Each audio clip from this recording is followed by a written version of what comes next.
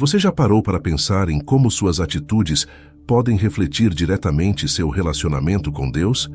Desde os tempos mais antigos, a humanidade tem buscado maneiras de agradar ao Criador, mas muitas vezes somos inundados por práticas e crenças que nos desviam do verdadeiro propósito. A Bíblia está repleta de histórias de homens e mulheres que, através de suas ações, tocaram o coração de Deus. O que será que essas atitudes têm em comum? E mais importante ainda, como podemos aplicá-las em nossas vidas hoje, em meio às pressões e desafios do mundo moderno? Neste vídeo, vamos explorar atitudes que vão muito além do que é óbvio, atitudes que realmente fazem a diferença para agradar a Deus. O último ensinamento, sem dúvida, é o mais importante, por isso é muito importante que você assista esse vídeo até o final. Número 1. A humildade verdadeira em meio à vaidade do mundo. Você já parou para pensar em como, na correria da vida, nos tornamos especialistas em projetar uma imagem de nós mesmos? Estamos sempre cercados de expectativas. Ser os melhores, os mais bem-sucedidos, os mais admirados. No entanto, toda essa busca por reconhecimento pode nos afastar de uma virtude que Deus valoriza acima de todas as outras. A humildade. A humildade verdadeira, aquela que brota de um coração que não busca aplausos, mas que reconhece suas próprias fragilidades, que aceita que, sem Deus, somos apenas pó e cinza. Imagine um jardineiro cuidando de uma planta rara.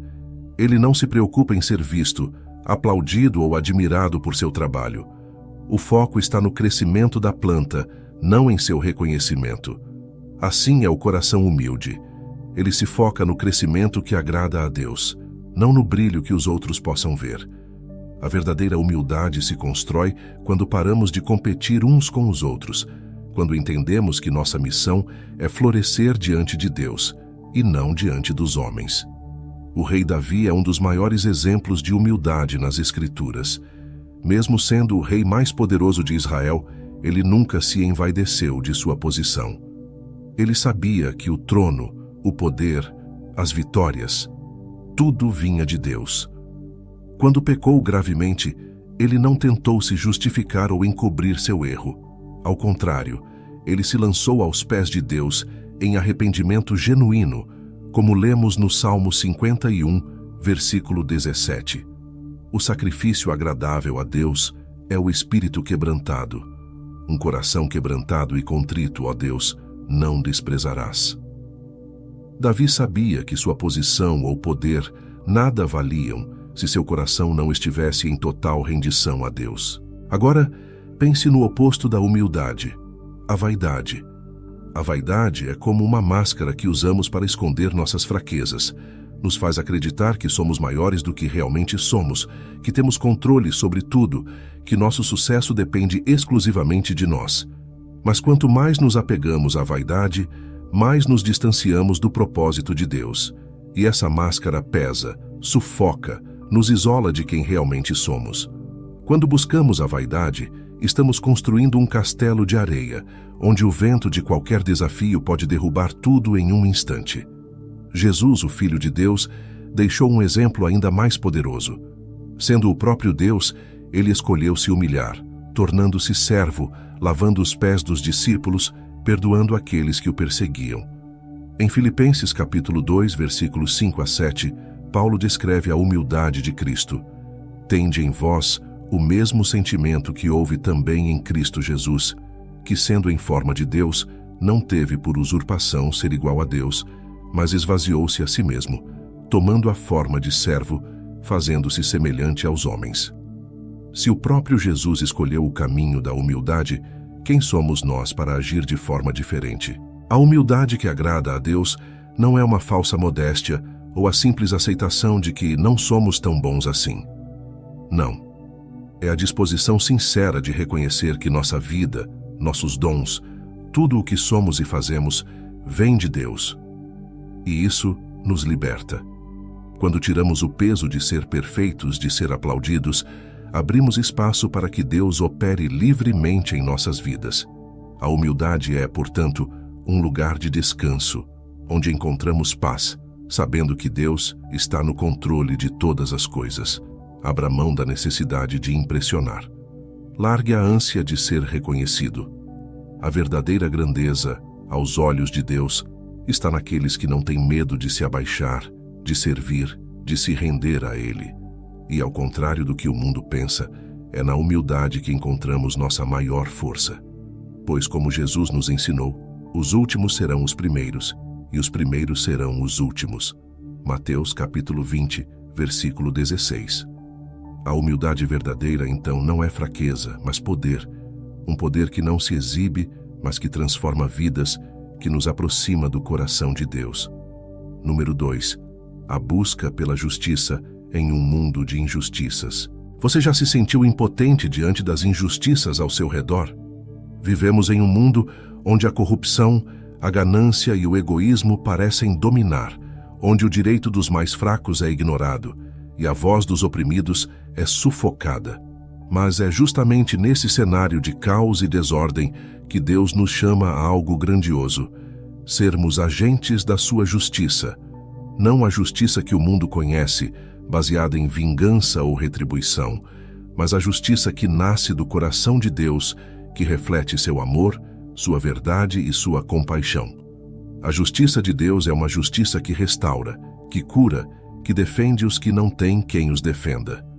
Pense no profeta Daniel, um homem íntegro que, em meio à corrupção e às pressões políticas da Babilônia, se manteve firme em sua busca pela justiça.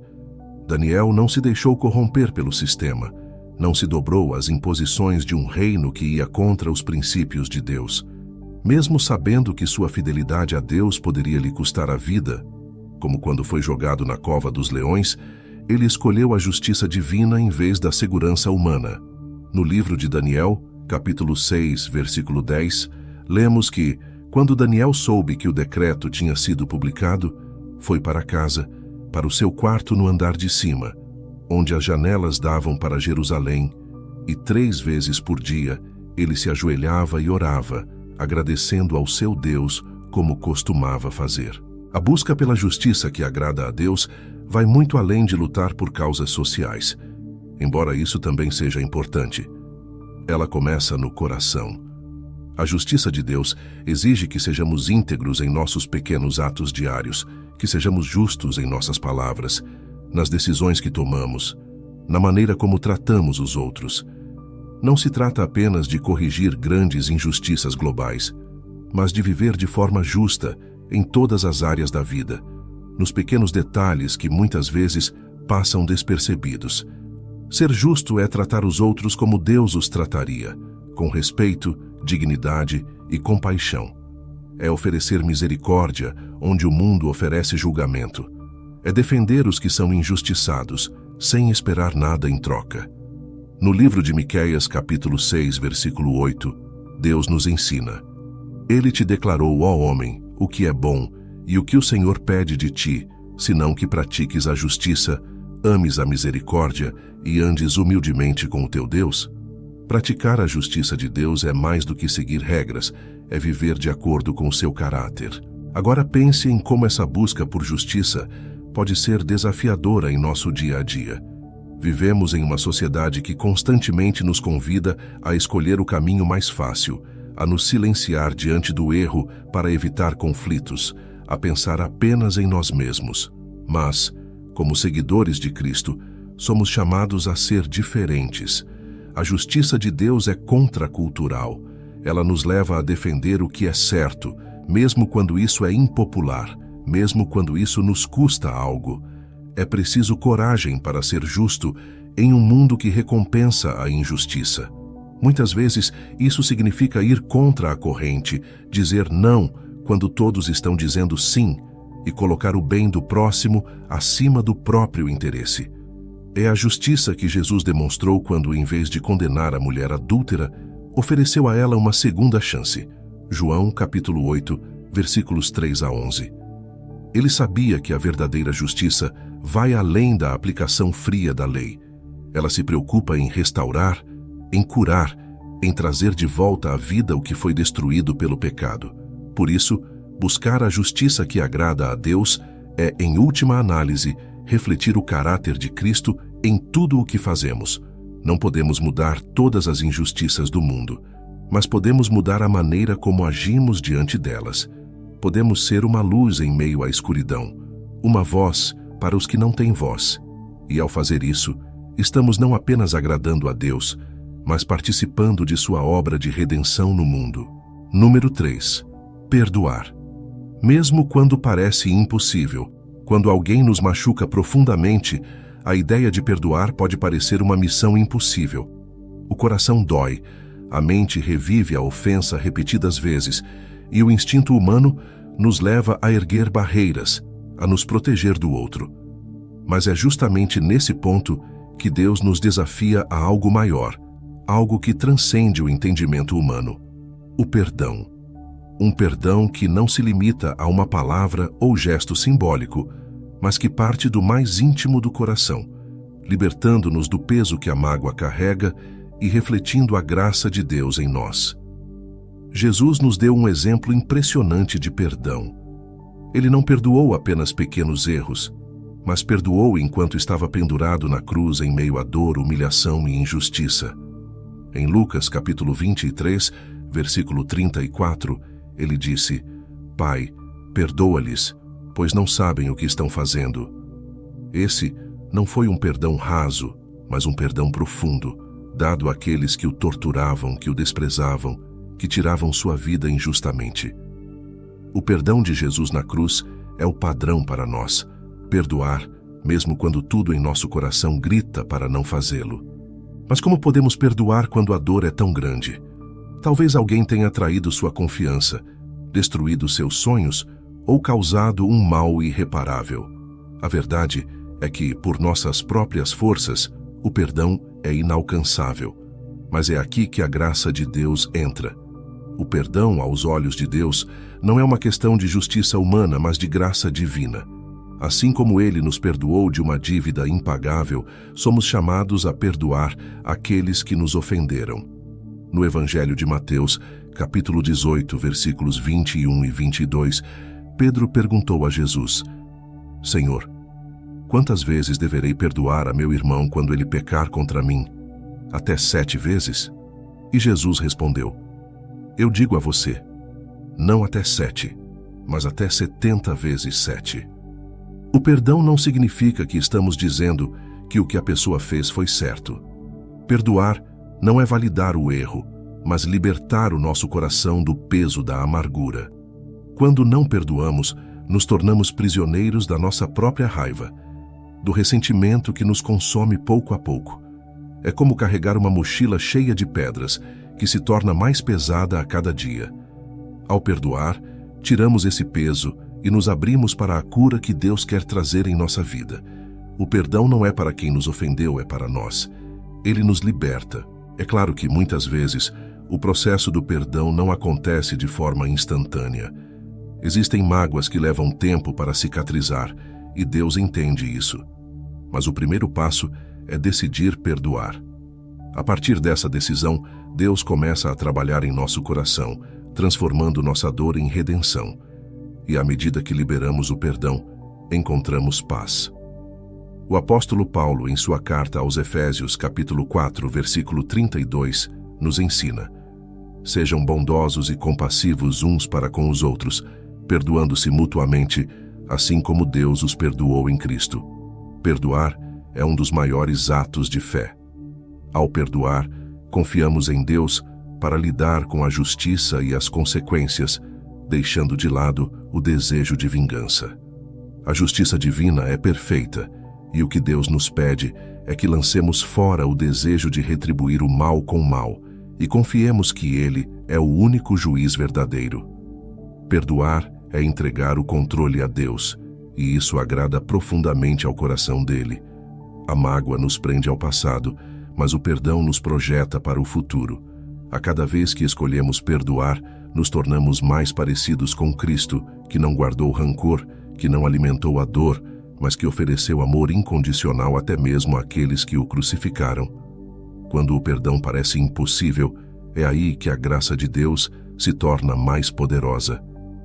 Número 4.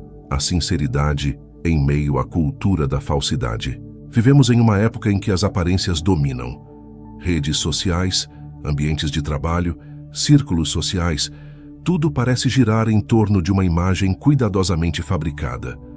A pressão para mostrar apenas o que é perfeito, para ocultar falhas e fraquezas, é esmagadora. Mas no meio desse cenário, Deus nos chama a algo completamente diferente: sinceridade. Não uma sinceridade superficial, mas uma verdade profunda, que reflete quem realmente somos, independentemente do que os outros pensam ou esperam de nós.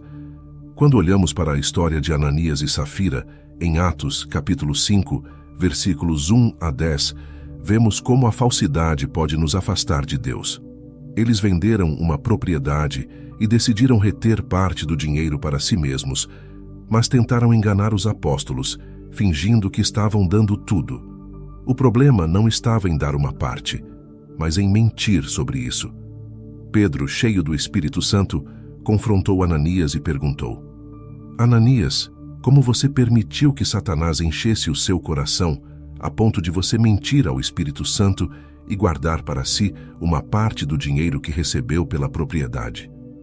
A mentira não era apenas para os apóstolos, era para Deus. E a consequência foi trágica. O que podemos aprender dessa história? Deus não está interessado em performances ou aparências. Ele não está impressionado com máscaras ou com tentativas de parecer algo que não somos. O que ele valoriza é a verdade. E não apenas a verdade que dizemos aos outros, mas a verdade que vivemos diante dele. Em um mundo onde a falsidade se tornou norma, ser sincero é um ato de coragem, um gesto que agrada a Deus. Não porque a sinceridade é fácil, mas porque ela reflete um coração que não tem medo de ser autêntico diante dele. Sinceridade também significa ser honesto sobre nossas fraquezas. Em vez de tentar parecer espiritualmente fortes o tempo todo, é preciso admitir quando estamos em luta, quando estamos cansados, quando precisamos de ajuda. O salmista Davi exemplifica isso em vários momentos, especialmente no Salmo 51, versículo 3. Pois eu conheço as minhas transgressões, e o meu pecado está sempre diante de mim. Davi não tentou esconder seus erros ou mascarar sua dor. Ele trouxe tudo para Deus em sinceridade e arrependimento, e isso tocou profundamente o coração do Senhor. A sinceridade não é apenas sobre admitir erros, é sobre viver uma vida transparente em todas as áreas. Muitas vezes, nos tornamos especialistas em esconder nossos verdadeiros sentimentos, em fingir que está tudo bem, quando, na verdade, estamos quebrados por dentro. Aprendemos a colocar uma máscara de perfeição por medo de sermos julgados ou rejeitados. Mas Deus nos chama a um relacionamento mais profundo, onde não precisamos esconder nada. Ele já sabe tudo e nos convida a viver essa verdade com liberdade. Jesus também advertiu contra a hipocrisia dos fariseus, que pareciam justos por fora, mas por dentro estavam cheios de corrupção.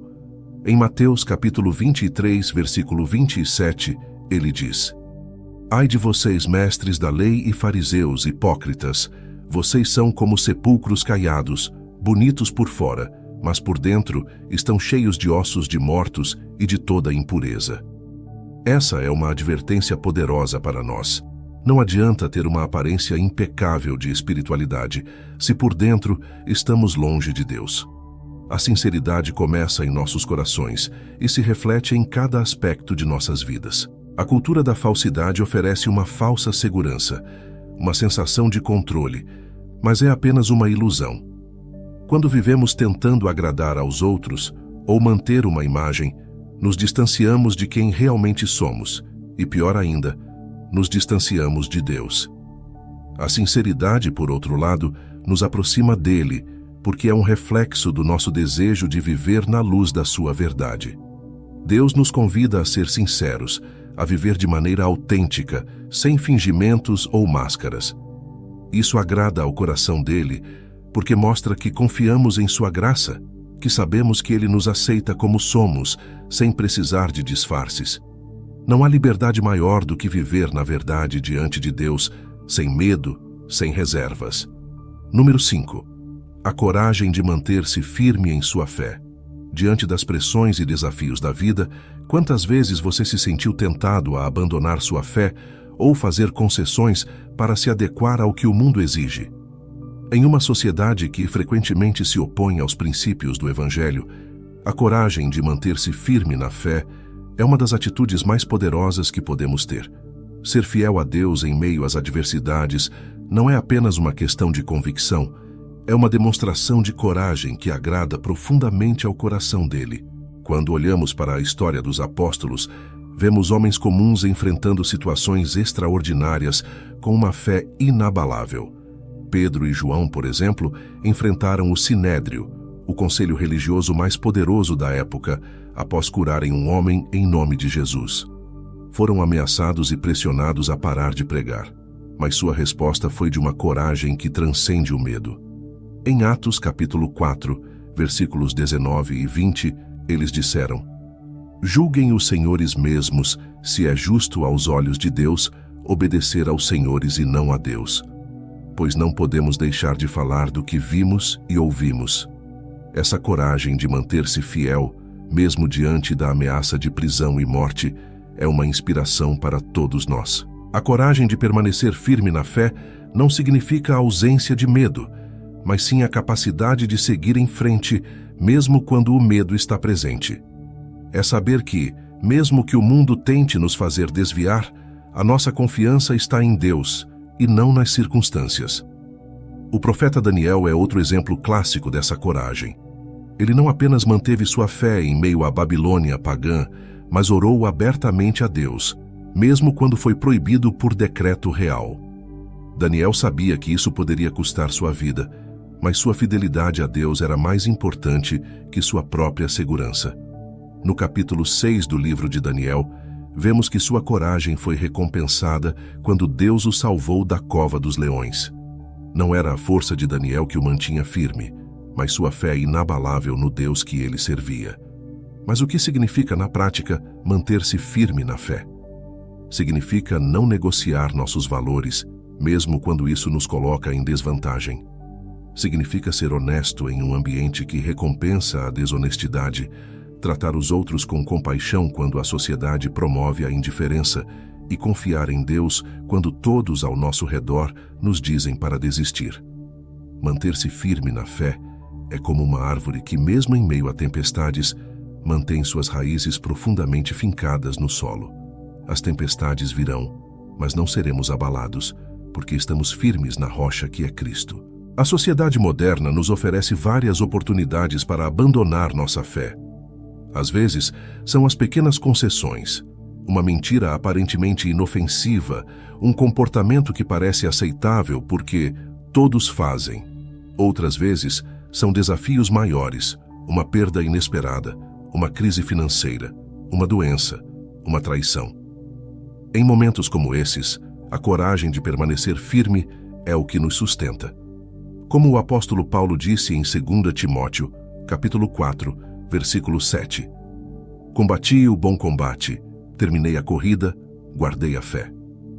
Guardar a fé é muitas vezes uma batalha interna. E essa batalha, quando vencida, agrada profundamente a Deus.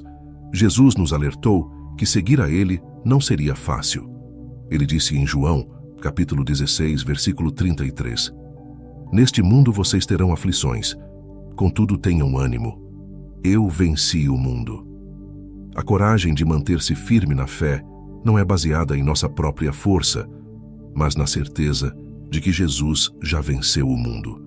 A nossa força está nele. Sabemos que assim como ele venceu, nós também venceremos se permanecermos fiéis. A fé inabalável, que persiste em meio às adversidades, é como um farol em meio à tempestade. Ela não apenas nos mantém em pé, mas ilumina o caminho para aqueles ao nosso redor que estão perdidos, que não conseguem ver uma saída. Quando permanecemos firmes em nossa fé, não apenas agradamos a Deus, mas nos tornamos testemunhas vivas de sua graça, misericórdia e poder. Ser firme na fé é um convite diário. Cada decisão que tomamos, cada obstáculo que enfrentamos, é uma oportunidade de mostrar a Deus que nossa confiança está nele. A coragem de seguir adiante, mesmo quando parece que o caminho é difícil ou incerto, é o que diferencia aqueles que vivem uma fé superficial daqueles que têm raízes profundas. E essa firmeza, esse compromisso inabalável com Deus, é o que agrada profundamente ao seu coração. Número 6. A generosidade que transcende o material. A palavra generosidade muitas vezes nos faz pensar em dinheiro, em doações ou em grandes gestos de caridade. Mas a verdadeira generosidade, aquela que agrada a Deus, vai muito além do material. É uma atitude de coração, um estilo de vida que envolve dar de nós mesmos, sem esperar nada em troca. Não se trata apenas de quantias ou de objetos, mas de tempo, atenção, amor e até mesmo de perdão. Deus não está interessado no quanto damos, mas na disposição do nosso coração ao dar. Jesus nos contou a história da viúva pobre, que nos oferece uma lição profunda sobre o que realmente significa ser generoso. Em Marcos, capítulo 12, versículos 41 a 44, Jesus observa os ricos colocando grandes somas de dinheiro no templo, mas é a viúva, que deu apenas 2 pequenas moedas, que chamou sua atenção. Ele disse: "Em verdade vos digo que esta pobre viúva deu mais do que todos os outros, pois todos deram do que lhes sobrava. Mas ela, da sua pobreza, deu tudo o que possuía, tudo o que tinha para viver." O que essa mulher deu foi muito mais do que dinheiro. Ela deu sua confiança, sua fé de que Deus cuidaria dela, mesmo sem nada em suas mãos. Generosidade, portanto, é uma expressão de fé. É confiar que, ao darmos de nós mesmos, Deus multiplicará o que temos. Muitas vezes, o que as pessoas mais precisam não é de bens materiais, mas de alguém que as ouça, que as apoie em momentos de dificuldade, que as encoraje quando se sentem perdidas. Talvez seja mais fácil dar dinheiro, pois esse ato nos mantém distantes, mas dar nosso tempo, nossa presença, nossa atenção verdadeira, isso é algo que demanda um coração generoso, um coração alinhado com o de Deus. E a generosidade não para por aí. Jesus nos desafia a sermos generosos até mesmo com aqueles que nos prejudicaram. Em Lucas, capítulo 6, versículo 35, ele nos ensina: "Amai, porém, os vossos inimigos, fazei o bem e emprestai, sem nada esperardes.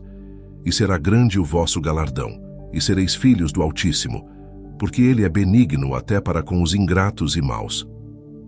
A generosidade de Deus é incondicional. Ele nos ama e nos abençoa, mesmo quando não merecemos. Da mesma forma, somos chamados a ser generosos com aqueles que talvez nunca nos retribuam, porque nossa recompensa não vem deles, mas de Deus. Generosidade também significa dar com alegria. Em 2 Coríntios, capítulo 9, versículo 7, Paulo nos lembra: "Cada um contribua segundo tiver proposto no coração, não com tristeza ou por necessidade, porque Deus ama ao que dá com alegria." A atitude com a qual damos é tão importante quanto o que damos. Um gesto feito por obrigação ou esperando reconhecimento perde seu valor aos olhos de Deus. Mas quando damos de coração, com alegria, sem segundas intenções, estamos refletindo o próprio coração de Deus, que nos dá todas as coisas sem medida. E, finalmente, ser generoso é confiar que o que temos, por menor que pareça, pode fazer uma diferença imensa nas mãos de Deus. Lembre-se da história do menino que entregou seus 5 pães e 2 peixes a Jesus. Em João, capítulo 6, versículos 9 a 11, vemos que o que parecia insignificante foi multiplicado para alimentar uma multidão. Muitas vezes, subestimamos o que podemos oferecer. Achamos que não temos muito a dar, que nosso gesto é pequeno demais para causar impacto. Mas Deus multiplica o pouco que entregamos, fazendo-o alcançar e transformar vidas de maneiras que jamais poderíamos imaginar. A verdadeira generosidade não está em grandes números ou em gestos grandiosos. Ela está nos pequenos atos diários, nas escolhas que fazemos de nos doar aos outros, de compartilhar o que temos, seja isso material, emocional ou espiritual. Deus vê cada detalhe e Ele se alegra quando agimos com um coração disposto, livre da cobiça ou do egoísmo. Portanto, Viver uma vida de generosidade é muito mais do que um dever ou uma responsabilidade. É uma oportunidade de refletir o caráter de Deus, de participar de sua obra no mundo e de experimentar a alegria que vem de dar. Quando nos entregamos de corpo e alma a essa prática, descobrimos que, na verdade, quanto mais damos, mais recebemos da abundante graça de Deus. Número 7. A sensibilidade ao Espírito Santo em decisões diárias. Quantas vezes nos pegamos diante de escolhas que parecem pequenas, mas que, no fundo, moldam o rumo de nossas vidas?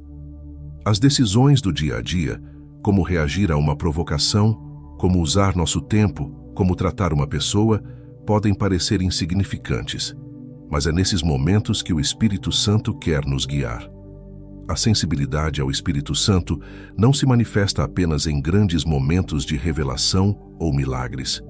Ela acontece nas pequenas escolhas, nos detalhes cotidianos que revelam se estamos, de fato, sintonizados com a voz de Deus. Ser sensível ao Espírito é ter a disposição de parar e ouvir antes de agir. Quando reagimos de forma impulsiva, corremos o risco de agir de acordo com nossas emoções e instintos humanos, que nem sempre refletem o caráter de Cristo. O Espírito Santo é nosso conselheiro, aquele que nos guia na verdade e nos lembra de tudo o que Jesus nos ensinou. Em João, capítulo 14, versículo 26, Jesus diz: "Mas o Consolador, o Espírito Santo, a quem o Pai enviará em meu nome, vos ensinará todas as coisas e vos fará lembrar de tudo o que eu vos tenho dito." Ele não nos fala de maneira ruidosa, mas em um sussurro suave, e para ouvi-lo precisamos estar atentos. A sensibilidade ao Espírito Santo começa com uma vida de intimidade com Deus. Não é possível reconhecer a voz de alguém que você mal conhece. Da mesma forma, para discernir a direção do Espírito, precisamos cultivá-la através da oração, da meditação na palavra e de um coração disposto a obedecer. Quando estamos constantemente em comunhão com Deus, sua voz se torna familiar e somos capazes de perceber quando Ele nos está guiando, mesmo nas decisões mais simples. É como uma bússola interna que nos direciona a agir com amor, paciência e sabedoria em situações que poderiam facilmente nos levar a reações impulsivas. Um exemplo poderoso de sensibilidade ao Espírito Santo está na vida do apóstolo Paulo. Em Atos, capítulo 16, versículos 6 e 7, vemos que Paulo e seus companheiros tentaram entrar na província da Ásia para pregar a palavra, mas foram impedidos pelo Espírito Santo. Eles então tentaram ir para a Bitínia, mas novamente o Espírito de Jesus não permitiu. Mesmo em algo aparentemente bom, pregar o Evangelho, Paulo foi sensível o suficiente para perceber que aquela não era a direção de Deus naquele momento. Isso nos ensina que nem sempre o que parece bom aos nossos olhos é o que Deus tem para nós. A sensibilidade ao Espírito Santo nos leva a ajustar nossos planos aos planos de Deus e não o contrário. Ser guiado pelo Espírito também envolve abrir mão de nossa vontade. Muitas vezes, o Espírito nos leva por caminhos que não planejamos, e isso pode ser desconfortável. Pode significar perdoar alguém que nos feriu, ajudar uma pessoa que não gostaríamos, ou mudar de direção quando já tínhamos tudo decidido. Mas, ao confiarmos no Espírito, aprendemos que Ele sempre nos levará para o centro da vontade de Deus, onde experimentamos paz e propósito. Em Romanos, capítulo 8, versículo 14, está escrito: "Porque todos os que são guiados pelo Espírito de Deus, esses são filhos de Deus." Ser guiado pelo Espírito é a marca de nossa filiação divina. Entretanto, muitas vezes, ignoramos a voz do Espírito. Ele nos alerta quando estamos prestes a falar algo que vai ferir alguém, quando estamos prestes a agir de maneira egoísta, mas, por orgulho ou distração, escolhemos seguir nosso próprio caminho. O resultado é que nos afastamos da paz que Deus nos oferece e colhemos as consequências de nossas escolhas precipitadas. A sensibilidade ao Espírito Santo requer humildade para admitir que não sabemos tudo, que precisamos de sua direção em cada aspecto de nossas vidas. Nosso desafio é viver com os ouvidos espirituais atentos, prontos para ouvir a direção do Espírito Santo em todas as circunstâncias.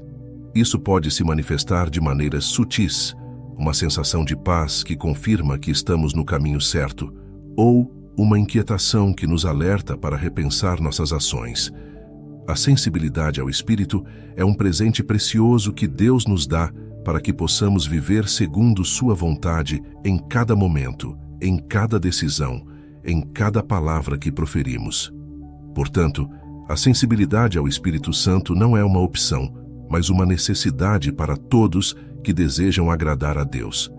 Ela nos ajuda a tomar decisões sábias, a evitar armadilhas e a viver em harmonia com o plano que Deus tem para nós. Cada escolha, por menor que seja, pode se tornar uma oportunidade de mostrar a Deus que confiamos em sua liderança e que estamos dispostos a segui-lo em todas as áreas da nossa vida. Número 8. A fidelidade nos pequenos compromissos. Nos pequenos detalhes da vida, nos momentos que parecem insignificantes, é onde a verdadeira fidelidade é testada. Muitas vezes pensamos que agradar a Deus está em grandes gestos, em missões grandiosas, mas a realidade é que o Senhor observa com atenção aquilo que fazemos quando ninguém está olhando. Jesus nos ensina em Lucas capítulo 16, versículo 10. Quem é fiel no pouco, também é fiel no muito, e quem é desonesto no pouco, também é desonesto no muito. Ser fiel nas pequenas coisas revela nosso caráter e nossa disposição de viver para Deus em cada aspecto da vida, por mais mundano ou rotineiro que pareça. Imagine uma semente plantada no solo. Aos olhos humanos, pode parecer algo mínimo, quase irrelevante, mas é a fidelidade em cuidar dessa semente, regando-a, protegendo-a, que trará no futuro uma árvore frondosa. Da mesma forma, os pequenos compromissos do nosso dia a dia, cumprir com nossas palavras, ser pontual, honrar promessas feitas a amigos ou familiares, são como essas sementes. Quando somos fiéis nelas, Deus nos confia responsabilidades maiores, sabendo que nosso caráter foi provado no pouco. Essa fidelidade nas pequenas coisas vai além do cumprimento de tarefas. Ela envolve ser íntegro em todas as áreas. Quando estamos no trabalho, por exemplo, é fácil negligenciar uma responsabilidade pequena, algo que acreditamos que ninguém notará. Mas para Deus cada ação tem peso. Ele vê o esforço que colocamos em fazer as coisas da melhor maneira, mesmo que o mundo não reconheça. Em Colossenses capítulo 3, versículo 23, Paulo nos lembra: tudo o que fizerem, façam de todo o coração como para o Senhor, e não para os homens. Isso significa que, mesmo nos menores detalhes, devemos agir como se estivéssemos fazendo para Deus, pois, de fato, estamos. A fidelidade nos pequenos compromissos também se aplica aos nossos relacionamentos. Talvez tenhamos prometido ligar para um amigo em um momento de necessidade ou nos comprometido a ajudar alguém em algo simples, mas que não cumprimos por distração ou cansaço. Essas pequenas falhas podem parecer insignificantes, mas elas refletem nossa capacidade de manter a palavra e de sermos confiáveis. Deus valoriza aqueles que honram seus compromissos, por menores que sejam, pois isso demonstra que temos o coração voltado para o outro e que nossas palavras têm valor. Veja o exemplo de José no Egito. Antes de se tornar o governador da nação, ele foi um servo fiel na casa de Potifar, onde suas responsabilidades eram humildes, e depois, prisioneiro, onde continuou sendo fiel, cuidando das pequenas tarefas que lhe eram confiadas. Em Gênesis capítulo 39, versículo 6, lemos que Potifar deixou tudo a cargo de José, de modo que não se preocupava com coisa alguma, exceto com a sua própria comida. A fidelidade de José nas pequenas coisas o preparou para ser fiel em uma posição de grande responsabilidade quando Deus o elevou. Não foi o cargo que definiu sua fidelidade, foi seu caráter desde o início. A sociedade de hoje valoriza o grande, o impactante, mas aos olhos de Deus, a verdadeira grandeza está em como vivemos os pequenos momentos. Talvez você esteja em uma fase da vida onde parece que não há grandes oportunidades ou desafios, mas Deus está observando como você lida com o que tem nas mãos agora. Ser fiel nas tarefas simples e rotineiras demonstra nossa disposição de ser fiéis no muito, quando Deus nos confiar mais. A fidelidade nos pequenos compromissos não só agrada a Deus, mas também nos prepara para receber mais dele. Quando demonstramos consistência, quando cumprimos nossas obrigações com integridade, sem procurar reconhecimento humano, Deus abre portas maiores. Ele sabe que assim como fomos fiéis no pouco, seremos fiéis no muito, e nos confiará responsabilidades maiores, sabendo que nosso coração é firme. Portanto, em vez de esperar por grandes momentos para demonstrar nossa fé e fidelidade, devemos nos atentar para os pequenos detalhes. Cada gesto de fidelidade, cada compromisso honrado, cada tarefa feita com excelência, por menor que seja, é uma oportunidade de mostrar a Deus que estamos comprometidos com Ele em todas as áreas de nossa vida. Número 9. O silêncio e a oração em momentos de conflito. Quando o conflito surge, nossa primeira reação geralmente é responder. Defendemos nossa posição, justificamos nossas ações, ou até mesmo revidamos com palavras duras. Mas o silêncio pode ser uma arma poderosa nas mãos de quem confia em Deus. O silêncio não é sinal de fraqueza, mas uma escolha consciente de entregar a situação a Deus em vez de lutar por conta própria. A oração, nesse contexto, se torna nossa linha direta com o céu, buscando a sabedoria e a paz que só Ele pode conceder. Diante de situações que nos desafiam, o silêncio e a oração são atitudes que revelam nossa confiança plena em Deus. Jesus, em seu momento de maior angústia, diante de acusações falsas e do julgamento injusto, escolheu o silêncio. Quando estava diante de Pilatos, acusado pelos líderes religiosos, ele não abriu a boca para se defender. Em Mateus capítulo 27, versículo 14, está escrito: Mas Jesus não respondeu nenhuma palavra, de modo que o governador ficou muito impressionado. O silêncio de Jesus não era passividade, mas uma demonstração de seu completo controle sobre a situação e de sua submissão à vontade do Pai. Ele sabia que a justiça de Deus prevaleceria, mesmo que naquele momento a situação parecesse desfavorável. Quantas vezes, em momentos de conflito, falamos mais do que deveríamos? Palavras ditas no calor da emoção muitas vezes trazem arrependimento mais tarde. Provérbios capítulo 17, versículo 28, nos lembra que até o insensato passará por sábio se ficar calado, e se contiver a língua, parecerá que tem discernimento. O silêncio nos protege de palavras impensadas e nos dá espaço para ouvir a voz de Deus. É nesse intervalo de silêncio que o Espírito Santo pode nos direcionar, pode nos mostrar a melhor forma de agir, sem que sejamos guiados pela raiva ou pelo orgulho. A oração, nesse contexto, não é apenas uma fuga ou um alívio temporário. Ela é um ato de entrega, um reconhecimento de que, por nossas próprias forças, não podemos resolver tudo. Paulo nos ensina em Filipenses, capítulo 4, versículo 6. Não andem ansiosos por coisa alguma, mas em tudo, pela oração e súplicas, e com ação de graças, apresentem seus pedidos a Deus. Quando levamos nossos conflitos a Deus em oração, abrimos espaço para que Ele trabalhe nas circunstâncias e principalmente em nossos corações. Muitas vezes, orar em meio ao conflito nos faz perceber que a verdadeira batalha não é contra as pessoas, mas contra nossos próprios desejos e emoções descontroladas. O silêncio também nos dá a oportunidade de refletir. Muitas vezes, no calor do conflito, nos cegamos para a verdade, deixando que o orgulho ou a autopreservação guiem nossas palavras e ações. No entanto, quando escolhemos o silêncio, nos damos a chance de examinar o que está acontecendo dentro de nós. Por que estamos reagindo dessa maneira? O que essa situação está revelando sobre nosso coração? Essa pausa permite que Deus nos molde, que nos ensine a agir com sabedoria, paciência e compaixão. A oração, por outro lado, nos conecta diretamente com a fonte de toda sabedoria e paz. Em vez de buscar soluções humanas e temporárias, quando oramos, estamos pedindo a intervenção divina. Estamos dizendo: Deus, essa batalha não é minha, ela é sua. e Ele é fiel para intervir, às vezes mudando a situação, outras vezes mudando a nós mesmos. Em Romanos capítulo 12, versículo 19, somos lembrados de que não vos vingueis a vós mesmos, amados, mas dai lugar à ira de Deus, porque está escrito: minha é a vingança, eu recompensarei, diz o Senhor.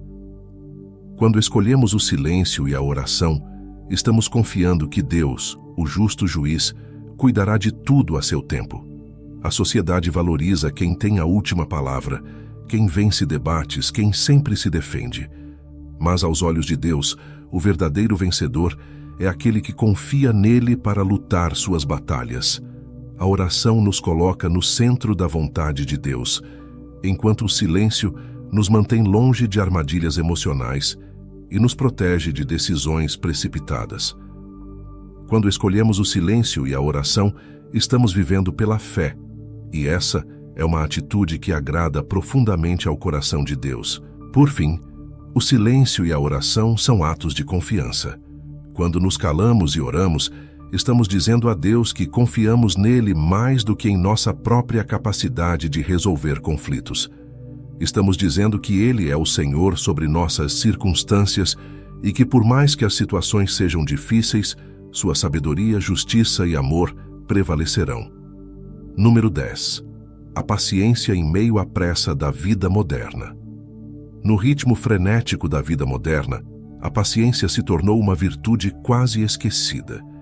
Vivemos em uma era de gratificação instantânea, onde tudo precisa acontecer agora. As respostas, os resultados, o sucesso.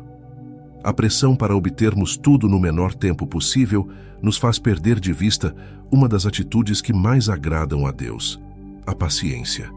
Ser paciente não é apenas esperar passivamente, mas confiar no tempo de Deus, sabendo que Ele está trabalhando em nós e em nossas circunstâncias, mesmo quando parece que nada está acontecendo. Abraão é um exemplo profundo de paciência. Ele recebeu uma promessa extraordinária de Deus. Seria pai de uma grande nação. No entanto, a espera foi longa. Anos se passaram sem que a promessa se concretizasse.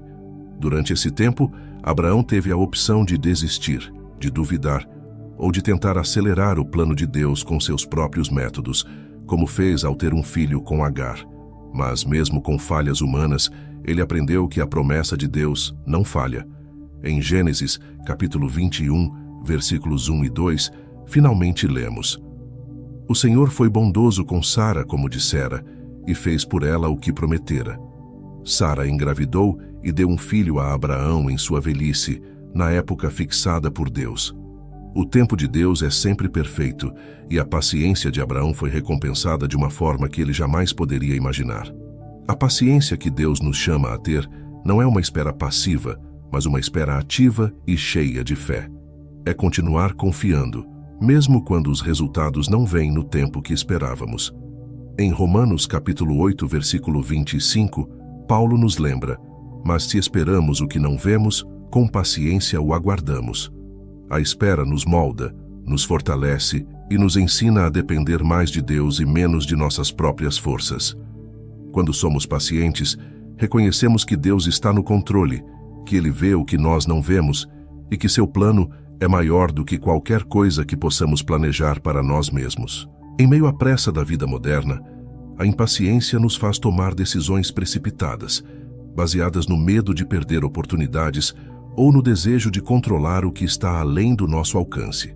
Mas a paciência nos ensina a confiar que Deus está no comando de todas as coisas, até mesmo das oportunidades que achamos que estamos perdendo.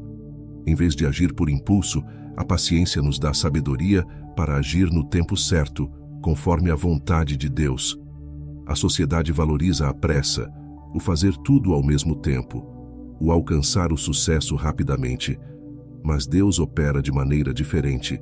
Ele nos chama para desacelerar, para ouvir sua voz, para esperar o momento certo de agir. A paciência é um fruto do Espírito, como Paulo nos ensina em Gálatas, capítulo 5, versículo 22. Mas o fruto do Espírito é amor, alegria, paz, paciência, benignidade, bondade, fidelidade. Quando permitimos que o Espírito Santo desenvolva a paciência em nós, estamos cultivando um coração que confia em Deus acima de tudo, e essa confiança agrada ao Senhor. A vida de José também nos ensina a importância da paciência. Vendido como escravo por seus irmãos, preso injustamente no Egito, José poderia facilmente ter se desesperado. Mas ele esperou em Deus, acreditando que, mesmo em meio à injustiça e à dor, Deus estava no controle. Sua paciência não apenas o sustentou em tempos difíceis, mas o preparou para o grande propósito que Deus tinha para sua vida. Em Gênesis capítulo 50, versículo 20, José diz a seus irmãos: "Vocês planejaram o mal contra mim, mas Deus o tornou em bem, para que hoje fosse preservada a vida de muitos." O plano de Deus estava operando o tempo todo, e a paciência de José foi uma chave para ele ver o cumprimento desse plano. Por fim, a paciência também nos ensina a lidar com as pessoas de maneira mais compassiva. Muitas vezes, a impaciência nos leva a julgamentos rápidos, a exigências desmedidas ou a expectativas irrealistas em relação aos outros. Mas a paciência nos permite ver as pessoas como Deus as vê, com suas lutas, falhas e necessidades de crescimento. Quando somos pacientes com os outros, estamos refletindo a própria paciência de Deus conosco. Ele não nos apressa. Ele caminha conosco em cada etapa, esperando com amor que cresçamos à imagem de seu Filho. Portanto, a paciência em meio à pressa da vida moderna é um verdadeiro testemunho de fé. Ela demonstra que acreditamos que Deus é soberano sobre todas as coisas, que seu tempo é perfeito e que podemos confiar nele, mesmo quando a espera parece longa. Ser paciente é uma atitude de dependência total em Deus, e essa dependência agrada profundamente ao seu coração. Número 11. A alegria em meio às dificuldades. É fácil ser grato e manter o sorriso quando tudo está indo bem, quando a vida segue o curso que desejamos. Mas o verdadeiro desafio para nossa fé surge quando enfrentamos dificuldades, perdas e provações. Como é possível encontrar alegria em meio às dificuldades? Aos olhos do mundo, isso pode parecer uma contradição. Mas para aqueles que confiam em Deus, a alegria não depende das circunstâncias. Ela vem de algo muito mais profundo. Uma confiança inabalável em que Deus está presente e operando, mesmo quando tudo parece estar desmoronando. O apóstolo Paulo é um exemplo extraordinário de alguém que experimentou a verdadeira alegria, mesmo em meio a grandes adversidades. Ele foi perseguido, preso, apedrejado, e ainda assim, suas cartas transbordam de alegria e gratidão. Em Filipenses, capítulo 4, versículo 4, ele nos encoraja: "Alegrem-se sempre no Senhor. Novamente direi, alegrem-se." E o mais impressionante é que essa carta foi escrita enquanto Paulo estava preso. A alegria de Paulo não era fruto das circunstâncias externas, mas de uma fonte interna, sua relação íntima com Deus. Ele sabia que, independentemente do que enfrentasse, Deus estava com ele, e isso era suficiente para encher seu coração de alegria. Essa alegria em meio às dificuldades não é um mero otimismo superficial ou uma negação da realidade. Não significa fingir que a dor não existe ou ignorar os problemas. Pelo contrário, é reconhecer que, mesmo na dor, há um propósito maior que Deus está realizando. Como diz Tiago, capítulo 1, versículos 2 e 3. Meus irmãos, considerem motivo de grande alegria o fato de passarem por diversas provações, pois vocês sabem que a prova da sua fé produz perseverança. As provações têm o poder de nos moldar, de nos fortalecer, de nos levar a uma fé mais profunda e a uma confiança inabalável em Deus. Muitas vezes, enfrentamos dificuldades e nos perguntamos: por que eu? Ou por que isso está acontecendo comigo? Mas a alegria em meio às dificuldades nos leva a fazer uma pergunta diferente: o que Deus está me ensinando através disso? Essa mudança de perspectiva é o que nos permite ver a mão de Deus em meio à dor. Quando deixamos de nos concentrar apenas no sofrimento e começamos a ver como Deus está nos transformando através dele, começamos a experimentar uma alegria que o mundo não pode entender. Pense também na vida de Jó. Ele perdeu tudo: sua família, suas riquezas, sua saúde. Ainda assim, mesmo em meio à sua angústia, Jó declarou: "O Senhor o deu, o Senhor o levou, louvado seja o nome do Senhor." Jó, capítulo 1, versículo 21. Jó não negou sua dor, ele a expressou abertamente, mas sua fé em Deus permaneceu firme.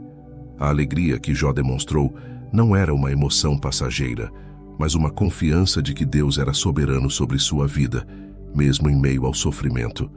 E no final, Deus restaurou tudo o que Jó havia perdido, mostrando que Ele nunca nos abandona, mesmo nas horas mais sombrias. Essa alegria em meio às dificuldades não é algo que conseguimos por nossas próprias forças.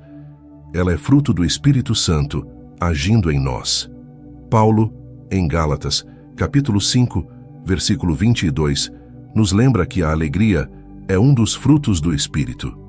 Isso significa que quanto mais nos rendemos à ação do Espírito Santo em nossas vidas, mais somos capacitados a experimentar essa alegria sobrenatural, que não se baseia nas circunstâncias, mas em quem Deus é. É o Espírito Santo quem nos dá forças para olhar além da dor e ver a obra redentora de Deus em nossas vidas. Portanto, a alegria em meio às dificuldades é um testemunho poderoso da nossa fé. Quando o mundo espera que sejamos consumidos pelo desespero, a nossa alegria demonstra que temos uma esperança que vai além deste mundo. É uma alegria que não pode ser tirada por circunstâncias temporárias, porque está enraizada em algo eterno, a presença e o amor de Deus em nossas vidas. Viver com essa alegria não significa que não enfrentaremos lutas. As dificuldades virão, mas podemos escolher onde colocaremos nosso foco. Ao fixar nossos olhos em Deus, ao confiar em seu plano e em sua bondade, mesmo quando não entendemos, somos capazes de experimentar uma alegria que transcende a lógica humana. E essa alegria, quando cultivada, agrada profundamente ao coração de Deus. Número 12. A sabedoria em relacionamentos. Relacionamentos são, sem dúvida, uma das maiores bênçãos que podemos experimentar, mas também podem ser a fonte de muitos desafios. Saber lidar com as pessoas ao nosso redor, seja em família, no trabalho, na igreja ou entre amigos, exige uma sabedoria que vai além da capacidade humana natural. Essa sabedoria não vem apenas do conhecimento, mas de um coração que busca entender as pessoas à luz do amor de Deus e que reflete o caráter de Cristo em cada interação. Em Provérbios, capítulo 15, versículo 1, encontramos uma lição preciosa para nossos relacionamentos. A resposta branda desvia o furor, mas a palavra dura suscita a ira. Quantas vezes nossos relacionamentos se deterioram simplesmente porque permitimos que as emoções tomem o controle de nossas palavras? Um momento de raiva, uma palavra mal colocada, uma crítica impulsiva podem causar danos que levam anos para serem curados. Mas a sabedoria que vem de Deus nos ensina a refrear a língua, a responder com brandura, mesmo quando somos provocados ou injustamente tratados. A sabedoria em relacionamentos também envolve a habilidade de ouvir. Muitas vezes, estamos tão focados em fazer valer nosso ponto de vista que esquecemos de ouvir o outro lado. Mas Tiago, capítulo 1, versículo 19, nos dá uma instrução clara. Sejam todos prontos para ouvir, tardios para falar e tardios para se irar. Ouvir é uma arte que exige humildade. Ao ouvir o outro com atenção, não apenas evitamos conflitos desnecessários, mas demonstramos respeito e valorização pela pessoa. Essa atitude agrada a Deus porque reflete seu amor, que é paciente e disposto a ouvir nossas dores e alegrias. Jesus também nos ensinou a importância da reconciliação nos relacionamentos. No Sermão do Monte, em Mateus, capítulo 5, versículos 23 e 24, ele diz: "Portanto, se você estiver apresentando sua oferta diante do altar e ali se lembrar de que seu irmão tem algo contra você, deixe sua oferta ali, diante do altar, e vá primeiro reconciliar-se com seu irmão. Depois volte e apresente sua oferta. Deus valoriza tanto a paz nos relacionamentos que Ele nos pede para priorizar a reconciliação, até mesmo antes de nos aproximarmos dele em adoração. Isso nos ensina que os nossos relacionamentos com os outros são uma extensão do nosso relacionamento com Deus. A sabedoria divina nos ajuda a discernir quando falar e quando ficar em silêncio. Muitas vezes, a melhor resposta em um momento de tensão não é uma palavra, mas o silêncio, como vimos anteriormente com o próprio Jesus diante de seus acusadores. Não precisamos sempre ter a última palavra ou provar que estamos certos. Em muitas situações, o silêncio pode ser a resposta mais sábia, permitindo que a situação se resolva de maneira mais pacífica. E isso exige sabedoria e autocontrole, qualidades que o Espírito Santo nos capacita a desenvolver. Ser sábio em relacionamentos também significa entender a importância do perdão. As pessoas vão nos decepcionar, assim como nós inevitavelmente decepcionaremos os outros. Nenhuma relação é perfeita, mas a sabedoria nos ajuda a ver além das falhas e a estender o perdão, assim como Deus nos perdoa diariamente.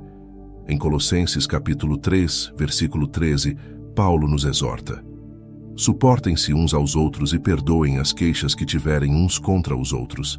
Perdoem como o Senhor lhes perdoou. O perdão é um dos atos mais poderosos que podemos realizar em nossos relacionamentos, e ao fazê-lo, estamos permitindo que a graça de Deus flua através de nós. Em momentos de conflito, a sabedoria divina nos dá a capacidade de resolver as diferenças de maneira pacífica, sem recorrer à violência ou ao confronto aberto. Paulo nos ensina, em Romanos, capítulo 12, versículo 18, se possível, quanto depender de vós, tende paz com todos os homens. Isso não significa que sempre conseguiremos evitar conflitos, mas significa que sempre que depender de nós, devemos buscar a paz. E essa paz não é apenas a ausência de brigas, mas a harmonia que vem de um coração disposto a amar, a perdoar e a entender. Por fim, a sabedoria em relacionamentos nos leva a agir com compaixão. Ao sermos compassivos, refletimos o coração de Deus. Em nossos relacionamentos diários, devemos nos esforçar para olhar além das ações externas e tentar entender o que a outra pessoa está enfrentando internamente. Quando praticamos a empatia, construímos pontes e estreitamos laços que refletem o amor de Cristo.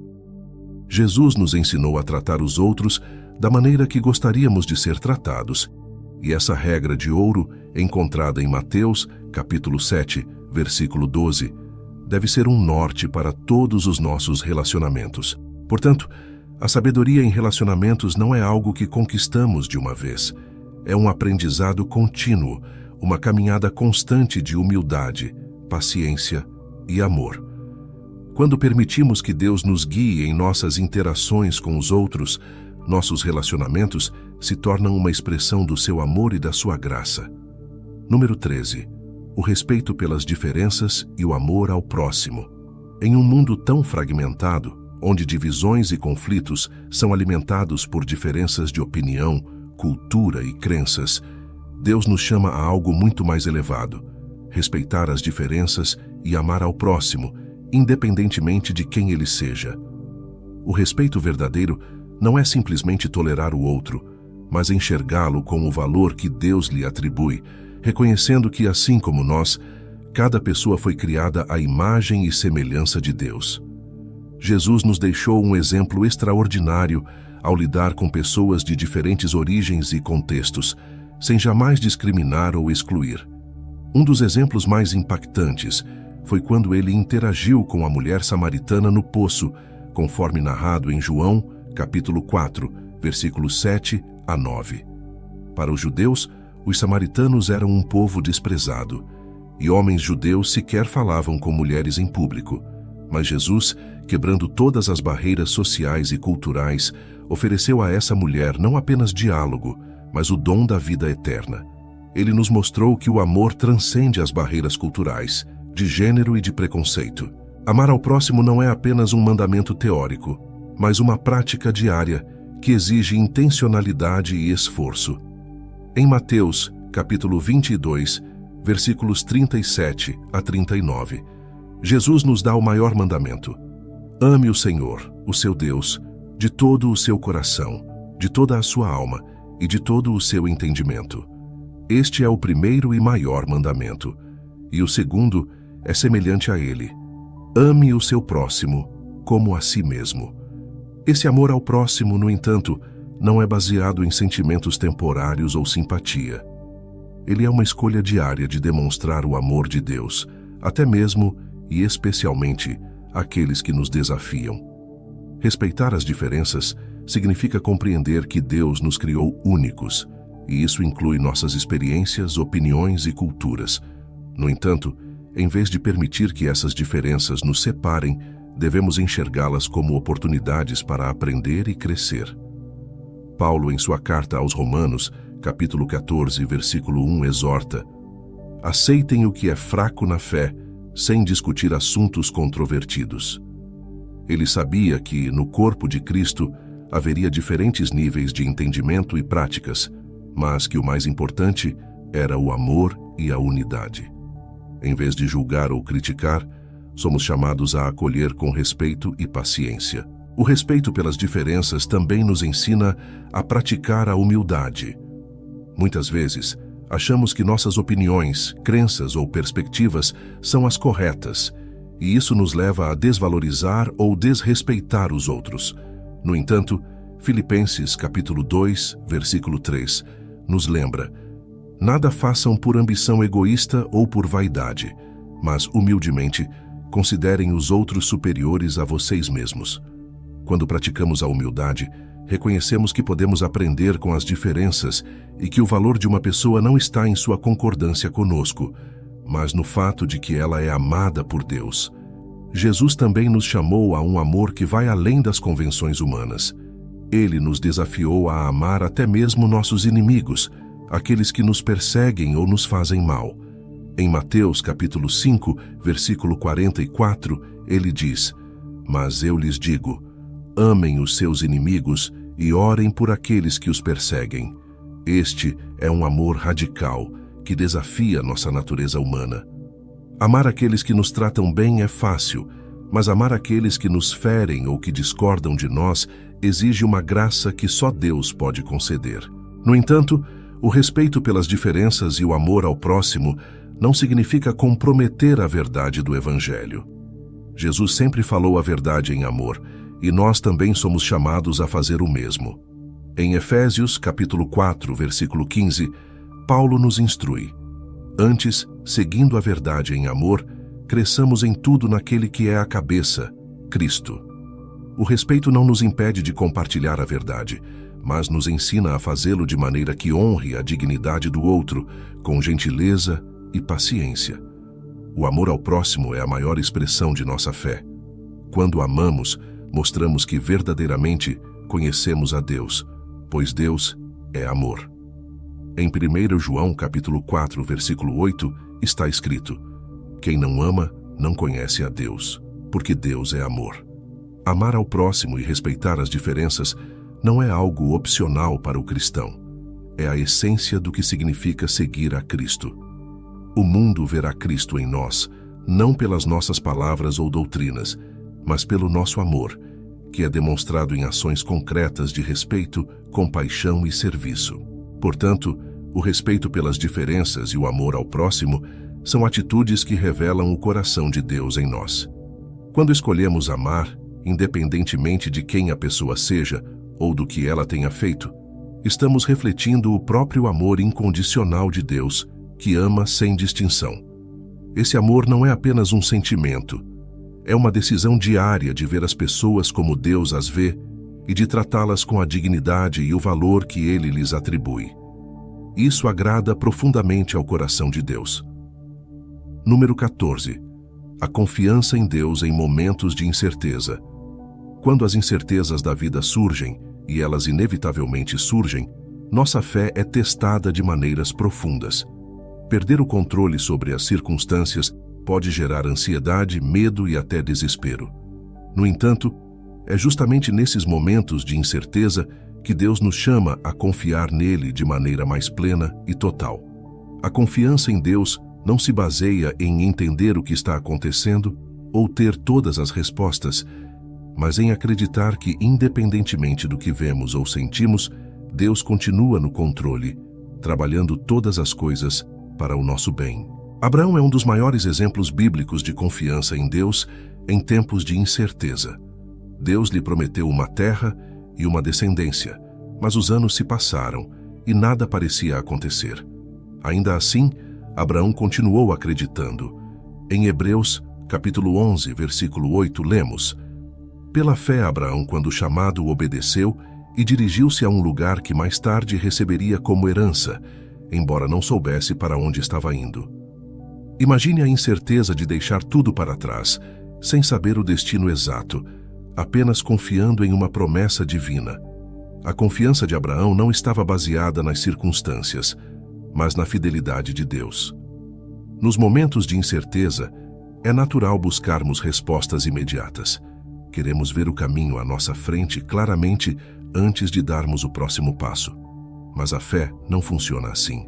A fé, como diz o autor de Hebreus, é a certeza daquilo que esperamos e a prova das coisas que não vemos.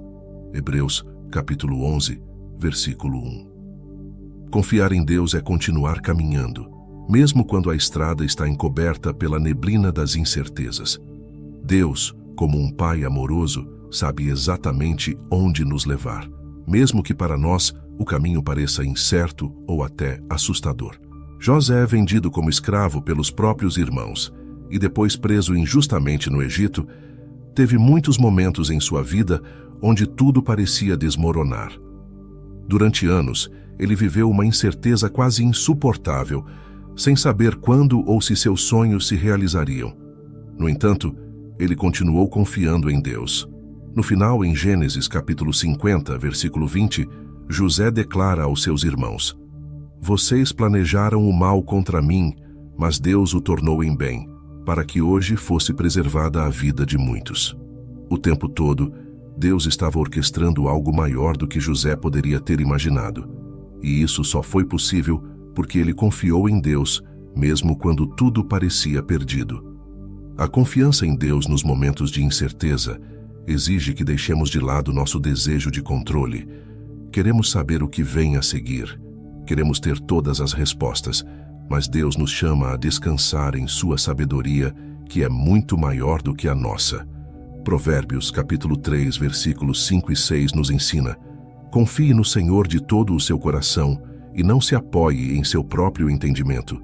Reconheça o Senhor em todos os seus caminhos e Ele endireitará as suas veredas. Isso significa que, mesmo quando não entendemos o que está acontecendo, podemos confiar que Deus está guiando nossos passos. Nos momentos de incerteza, a ansiedade frequentemente toma conta de nossos corações. Ficamos inquietos, tentando prever o que virá a seguir, nos preocupando com o que não podemos controlar. Mas a Bíblia nos dá uma alternativa à ansiedade: a oração. Em Filipenses, capítulo 4, versículos 6 e 7, Paulo nos exorta: Não andem ansiosos por coisa alguma, mas em tudo, pela oração e súplicas, e com ação de graças, apresentem seus pedidos a Deus, e a paz de Deus, que excede todo o entendimento, guardará o coração e a mente de vocês em Cristo Jesus.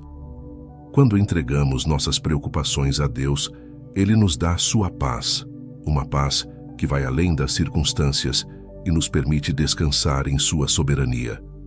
A confiança em Deus também significa acreditar que Ele está fazendo algo bom, mesmo quando não podemos ver.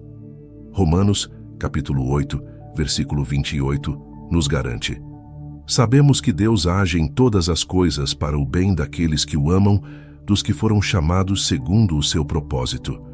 Isso não significa que todas as situações serão fáceis ou agradáveis, mas significa que Deus, em sua bondade, transforma até as circunstâncias mais difíceis em algo que nos fará crescer e nos moldará à imagem de Cristo. E, finalmente, a confiança em Deus nos momentos de incerteza nos ensina a esperar. Esperar é difícil, especialmente quando não sabemos o que vem depois. No entanto, Isaías, capítulo 40, versículo 31, nos encoraja: Mas aqueles que esperam no Senhor renovam as suas forças, voam alto como águias, correm e não ficam exaustos, andam e não se cansam. Esperar em Deus não é perder tempo, mas renovar nossa força, nossa fé e nossa esperança, sabendo que Ele está no controle de todas as coisas. Portanto, confiar em Deus nos momentos de incerteza não é apenas uma opção, mas uma atitude que agrada profundamente ao seu coração. É uma declaração de fé de que, mesmo quando não podemos ver o caminho à frente, confiamos que Ele já está lá, preparando tudo para o nosso bem. Essa confiança nos dá paz, nos fortalece e nos mantém firmes, independentemente das circunstâncias. Número 15. O serviço ao próximo, com um coração sincero. Servir ao próximo é mais do que uma ação altruísta. É uma expressão direta do amor de Deus em nossas vidas, refletindo o caráter de Cristo em tudo o que fazemos. No entanto, o serviço que agrada a Deus vai além de cumprir uma tarefa ou de realizar um ato bondoso por obrigação. O serviço que agrada a Deus é aquele que nasce de um coração sincero, um coração que se entrega ao outro sem esperar reconhecimento ou retorno. Servir ao próximo com sinceridade é, na verdade, servir ao próprio Deus como Jesus nos ensinou. Jesus deixou claro que o maior no reino de Deus é aquele que serve. Em Marcos capítulo 10, versículos 43 a 45, ele diz: "Quem quiser tornar-se importante entre vocês, deverá ser servo, e quem quiser ser o primeiro, deverá ser escravo de todos. Pois nem mesmo o Filho do Homem veio para ser servido, mas para servir e dar a sua vida em resgate por muitos." O Filho de Deus, Criador do universo, escolheu a forma mais humilde de demonstrar seu amor, servindo.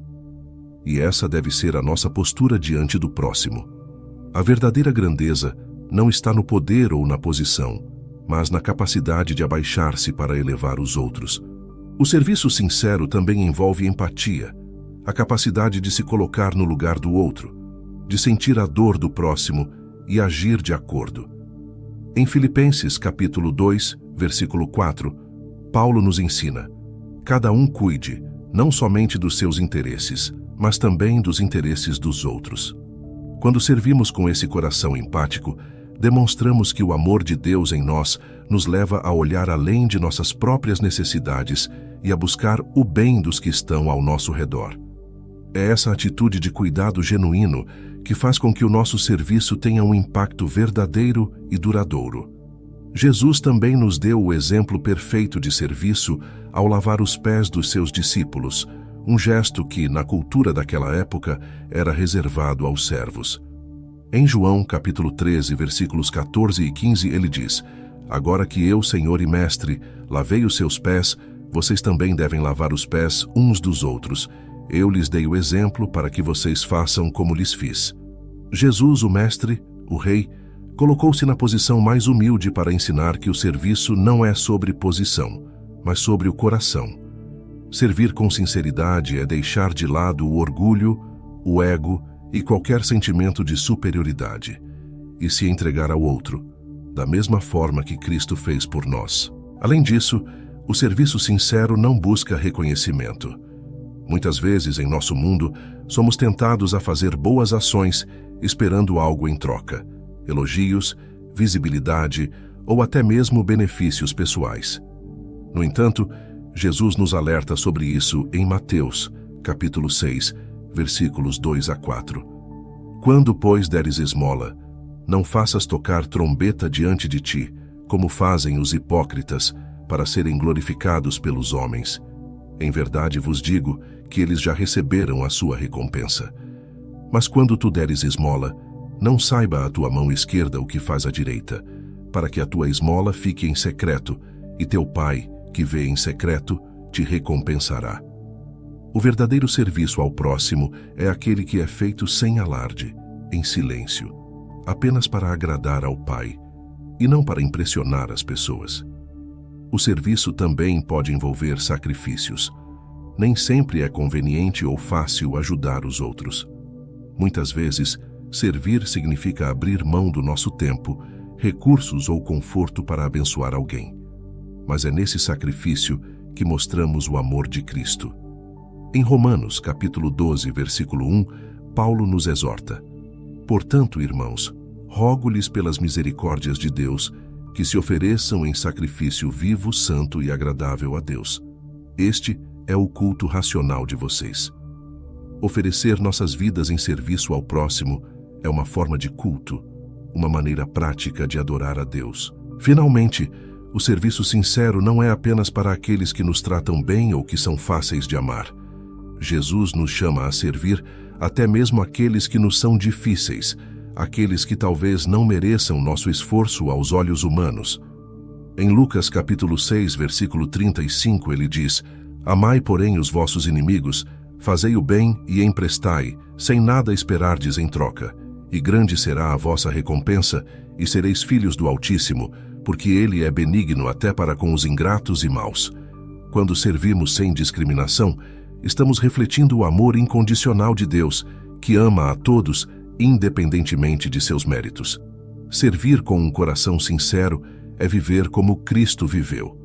Cada ato de serviço é uma oportunidade de demonstrar o amor de Deus ao mundo, de trazer luz àqueles que estão nas trevas e de mostrar que nosso compromisso com Deus não é apenas teórico, mas prático e tangível. E ao fazermos isso, agradamos profundamente ao coração de Deus, que se alegra quando nos tornamos suas mãos e pés, levando seu amor aos outros por meio de ações sinceras e altruístas. Muito obrigado por assistir até o final. Espero que esses ensinamentos tenham tocado seu coração e inspirado novas atitudes em sua caminhada com Deus. Se você gostou deste conteúdo, convido você a explorar mais vídeos aqui no canal. Temos muito material de valor que pode te ajudar a crescer espiritualmente e a entender ainda mais sobre como viver uma vida que agrada ao Senhor. Não se esqueça de se inscrever e compartilhar com quem você ama, para que mais pessoas possam ser alcançadas por essa mensagem. Que Deus abençoe grandemente a sua vida e até o próximo vídeo.